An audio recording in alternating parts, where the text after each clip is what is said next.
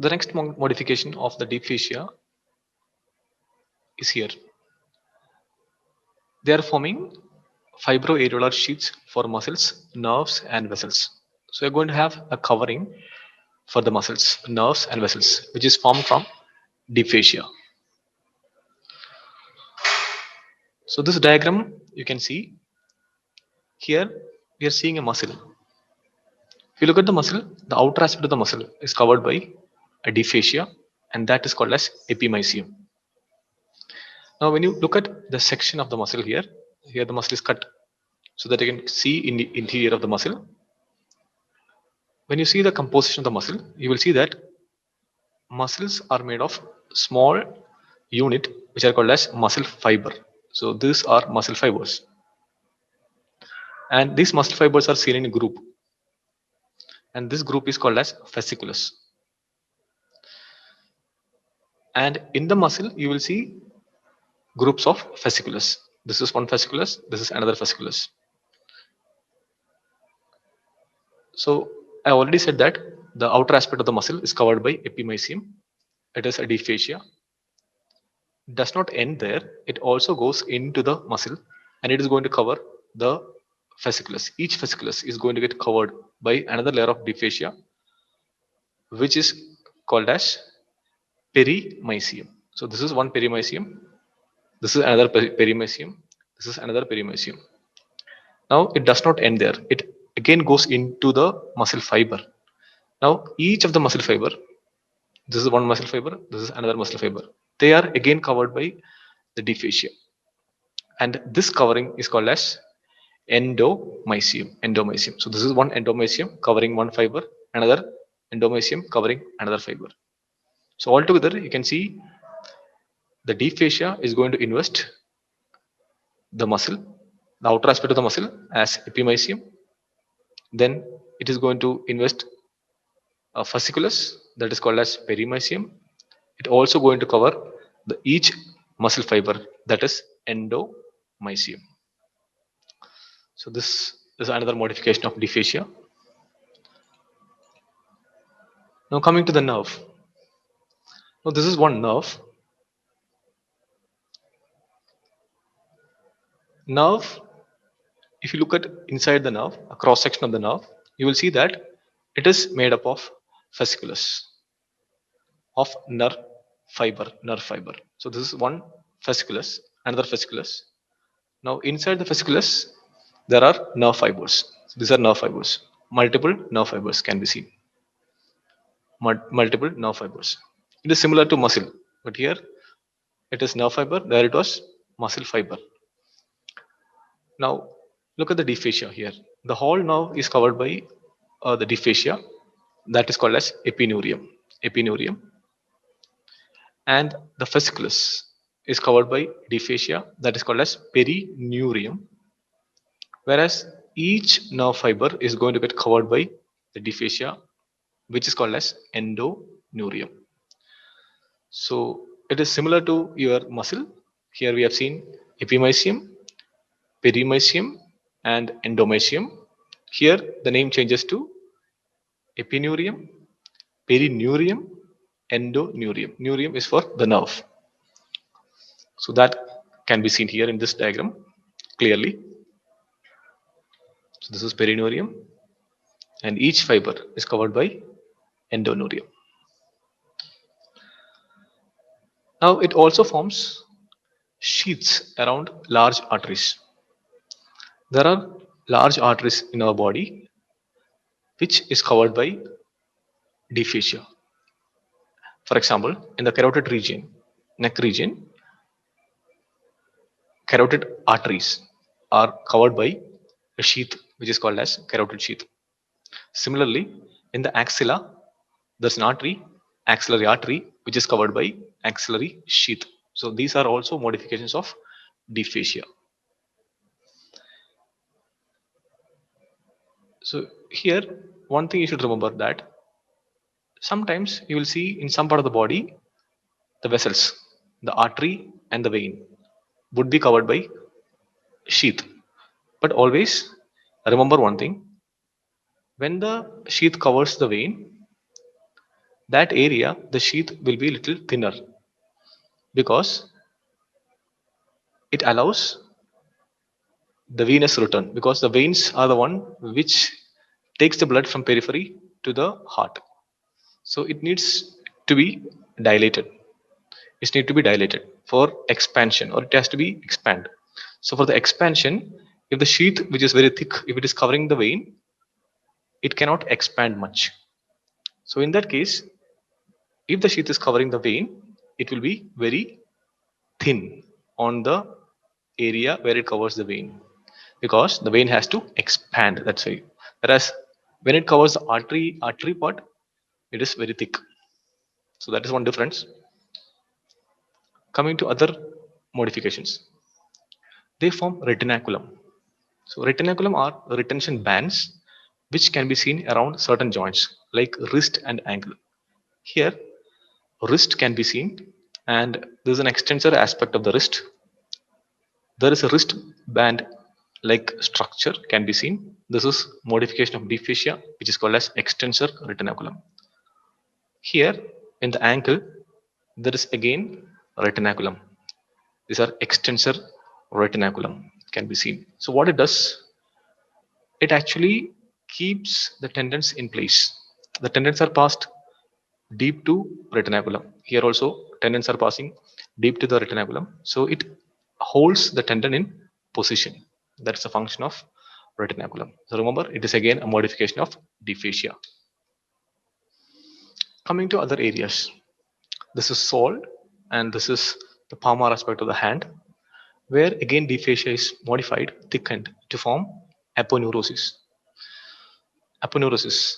This is an aponeurosis which is called as plantar aponeurosis. Since it is related to the plantar aspect of the foot, it is called as plantar aponeurosis.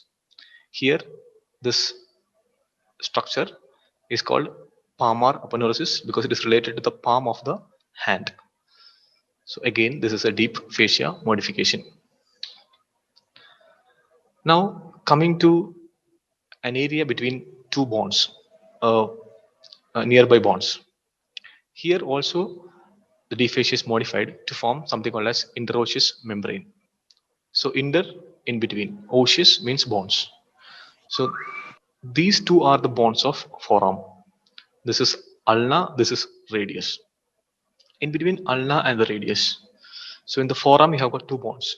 So there in between these two bones you have a membrane, a deep fascia, which is modified called as interosseous membrane.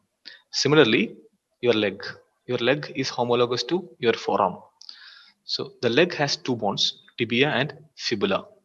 In between that, there is a modification of deep fascia, again called as interosseous membrane.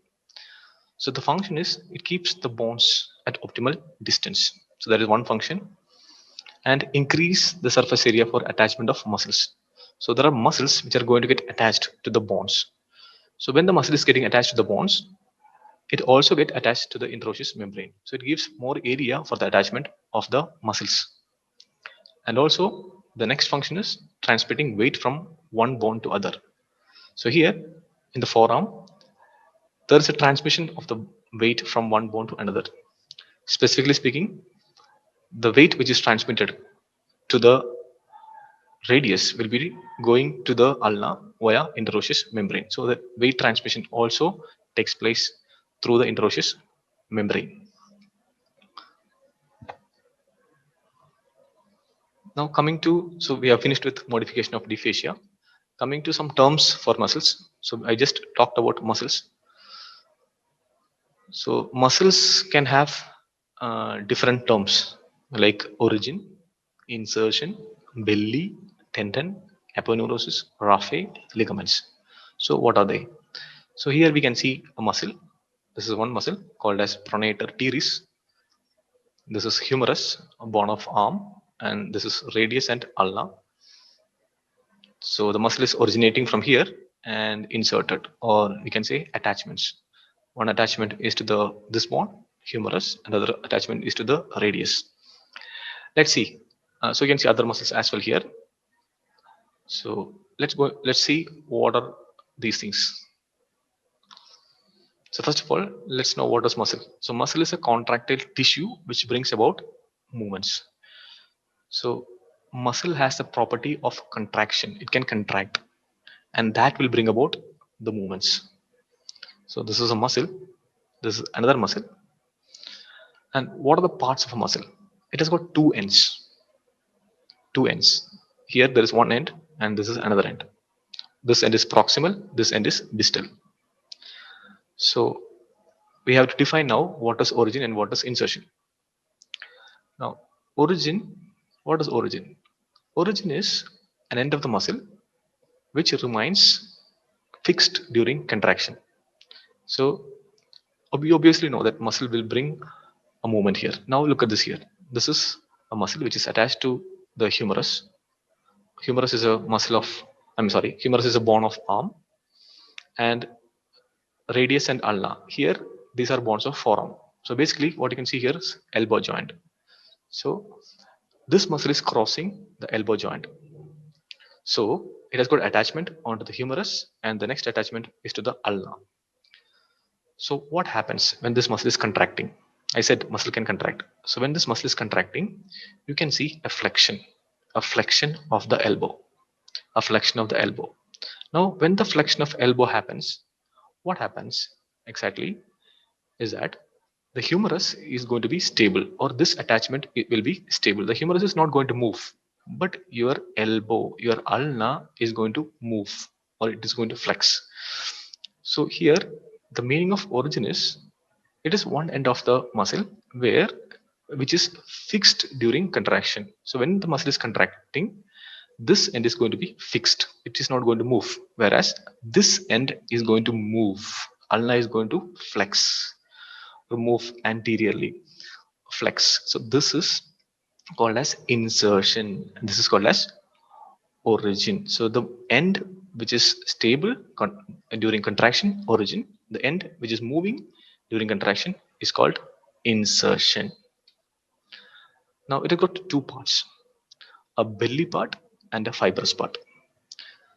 So here we can see this is a muscle. This muscle has got a belly. You can see the red color area here. This red colored area is the belly part, and as the muscle goes distally, it is going to be a fibrous band like this, and that is called as tendon or the fibrous part. You can say fibrous part. So it has got a belly part and a fibrous part. Belly part is this fleshy part, which is the one going to contract. So it is a contractile unit. Yeah, we can see here the fleshy part. Whereas the fibrous part, it is going to get attached somewhere, right? So the fibrous part is non-contractile. It is not going to contract. The contraction happens here. The force is transmitted to the fibrous part. So it is inelastic fibrous part. And when cord-like, so it can be of different types. This fibrous part, if it is like a cord, this is like a cord. Here you can see this is like a cord, and if it is like a cord, it is called as tendon. And if it is flattened, sometimes the muscle, the end of the muscle or the fibrous part of the muscle becomes flat. This muscle, this muscle, this is the belly part. Whereas as you go to the uh, insertion part, this area becomes flattened. This is flattened part, and that is called as aponeurosis. So basically aponeurosis and the tendon both are the fibrous part of a muscle. Here there is another muscle where you can see the belly of the muscle, and this is the fleshy part of the muscle, and this is the fibrous part. Here it is a tendon. So basically there are two parts, fleshy part and a fibrous part. If it is cord like, we call it as tendon. If it is flattened, we call it as aponeurosis. Now what are ligaments? Now ligaments are the terms which are used when we say or when we talk about the joints. Here this is a joint. Here also there is a joint. So these are fibrous band which is going to connect adjacent bones. So adjacent bonds are connected in the joint. So it is going to be seen in the joint, and they are very tough and but flexible, and it allows the normal movement but does not allow abnormal movements, or it allows the bonds to be kept in the position. so that abnormal movements are prevented, and they have crucial function in stabilizing a joint. So this is a ligament which is called as anterior cruciate ligament. It's a ligament of knee joint, and posterior cruciate ligament of knee joint again. So here again we have ligaments like medial collateral ligament. Anyway, we are not going to name all these things. At least you should know what is ligament. Ligaments are seen in the joints usually, and they are fibrous bands which are connecting adjacent bones. Now the next concept, that is raphe. Now raphe, so they are seen when two muscles, when two similar muscles, when they come close with each other, you can see raphe. They are the linear fibrous band, linear fibrous band formed by interdigitation of tendinous or aponeurotic ends of muscle. Now we can see here pharynx. Pharynx, you can see some muscles. Pharynx is made of three muscles. Three muscles, basically superior constrictor, middle constrictor, inferior constrictor. So pharynx is like a tube. Just imagine a tube. So it's like a tube which can be seen behind your nose, mouth, and the trachea. So it's a tube which is made of constrictor muscles. So superior constrictor, middle constrictor, inferior constrictor. So you have right and left constrictors. So right and left constrictors, they join at the midline. They join at the midline. Here we can see that one side constrictors, superior constrictor, middle and inferior constrictor, one side. Here we are seeing two sides. They are going to join at the midline. When they join at the midline, they form a fibrous structure here, and that is called as raphe. So it is differing from ligament in that it is stretchable. So it is having slight difference from the ligament, because ligament you have seen it is already seen in the joints. And the example of raphe is median raphe of constrictors. So this is an example of raphe. Now coming to the muscles. So basically we have got three muscles: skeletal muscle, smooth muscle, and cardiac muscle. I believe you know that. So the three muscles, we are going to see the three muscles here in short, not in much detail, but in short. So skeletal muscle, from the name itself, it says that it is attached to the skeleton of the body. Skeletons are the bones and the cartilages. So they have a lot of peculiarities. We can see here in this diagram, the skeletal muscle. Inside the skeletal muscle, we have the skeletal muscle fiber. So this is again a skeletal muscle which is attached to the bones. So the peculiarities are they are striated. These are the striations that you can see here in the muscle, and they are under control of voluntary action, or they are under control of the will. They are voluntary in the sense they will work according to our wish. So if you want to move your leg, you can move. That is because you have got skeletal muscles in the leg, and they are going to form about 47% of body weight. So almost 50% of the body weight is because of your skeletal muscle. That means if you are 80 kilo, 40 kg is because of the muscles, skeletal muscles, and they are made of many fibers. Fibers of voluntary muscles are striated. Yes, they are made of fibers. This are the fibers which are seen in the skeletal muscle, and they are again, each fibers are striated. They connect bonds of the joints. So they are going to connect bonds of the joints, and by contracting produce movements. We have seen that whenever a skeletal muscle contracts, there is going to be a movement in the joint. Usually the muscle, if it cross a joint, it can act on that joint. So this is about skeletal muscles. And the next muscle that we can see here is the smooth muscle. Smooth muscles are usually seen in the viscera. When I say viscera, these are the organs which are placed inside, like stomach, intestine, urinary bladder, and so on. So they are non-striated. They don't have a striation. So these are smooth muscle, and they cannot be having any striations. Here we have seen the striations right? The alternate band, right? The light band, dark band that can be seen, but that is not there here in this. And they cannot be controlled by the will. So it is not under your will. That means you cannot imagine that okay, your stomach has to work now. That is not possible. That's impossible because the stomach will work according to its will. It is not according to our wish. When the food enters the stomach, it works. Otherwise, it is not required to work. They have no striations, again the same thing, and they form the walls of cavity tubes. So I said already, they are going to cover or they are going to form the walls of the cavity and the tubes like trachea, which is also called as windpipe, esophagus, which is also food pipe, right?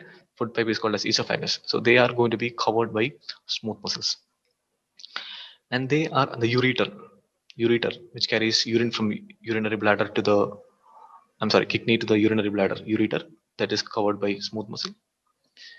Anyway, I just talked about some examples, and they are also seen in stomach, intestine, bronchi. Bronchi are the divisions from the trachea. Trachea divides into bronchi, which enters into the lungs.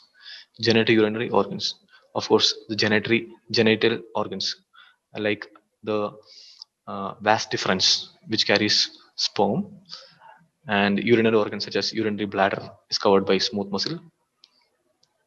Okay, so these are something about the smooth muscles. So they are not under your control. The next muscle, that is cardiac muscle. As the name suggests, cardiac muscles are seen in the heart. So heart is a structure which is made of cardiac muscle. So this is the heart where the cardiac muscles are forming the bulk of the heart. And here these muscles are striated. There is an alternate light and dark band. These are the bands. So it is like skeletal muscle. Skeletal muscle is also striated, but here the difference is that the skeletal muscle is voluntary, but the cardiac muscle is involuntary. It is not under your control. You cannot ask your heart to beat. That's not possible. Heart will beat according to its wish, and they are involuntary. That's what they are, involuntary. And they form the wall of the heart. They are self-contracting, autonomically regulated. So they are contracting by itself and autonomically regulated. That means they have control from your autonomic nervous system, which includes sympathetic and parasympathetic system.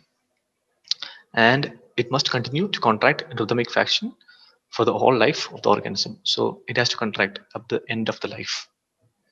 So that's regarding cardiac muscle. Now we are going to classify skeletal muscles. So here, classification of muscles according to direction of muscle fibers. So the first classification that we are going to see, there are different classifications. So we'll see this classification first. So we are going to see the classification of the skeletal muscle. Here we are going to classify the muscles according to the direction of the muscle fiber. We have seen that the muscle has muscle fiber inside it. So according to the orientation of that fibers, we are going to classify the skeletal muscle. So the first classification is where the direction of muscle fibers is parallel to each other. So in this type of muscles, the muscle fibers are going to be parallel with one another. So this can be divided into four types. The first one is flat muscle. Here, the muscle is a skeletal muscle, of course. So you're going to see fibers which are running parallel and they are flat in shape, flat muscles. This muscle, where it's a flat muscle, and the fibers of these muscles are running parallel with each other. So they are thin muscles, sheet-like muscles. Example here is external oblique. External oblique is a muscle of the anterior abdominal wall.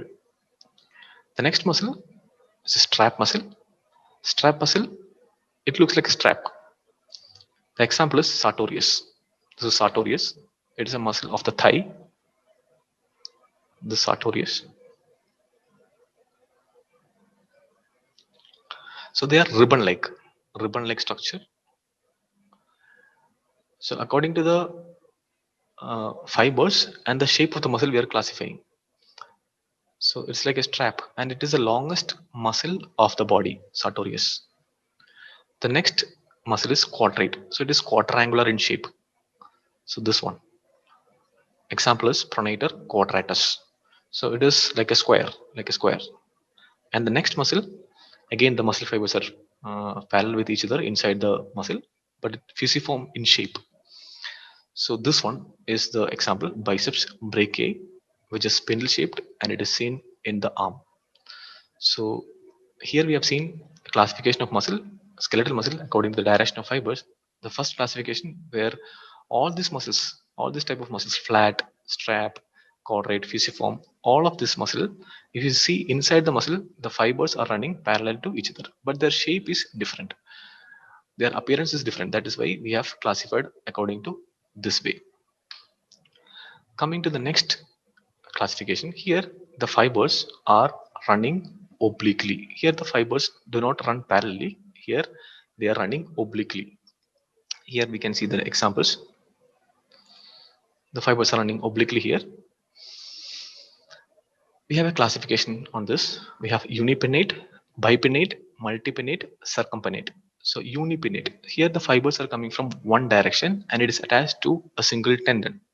So it looks like half of a feather. This is a tendon and the muscle fibers are coming from one direction and it is attached there. So this is unipinnate. Example is flexor pollicis longus. Flexor pollicis longus, this one. It's a muscle of forearm. Anyway, you don't have to worry about the names of the muscle now. Just know how it is placed or how on which classification it comes under. We will see all these muscles later. Bipinnate muscle, here there will be a tendon and the muscle fibers will come, it runs obliquely and they come from two directions. So it is bipinnate. Bi means two.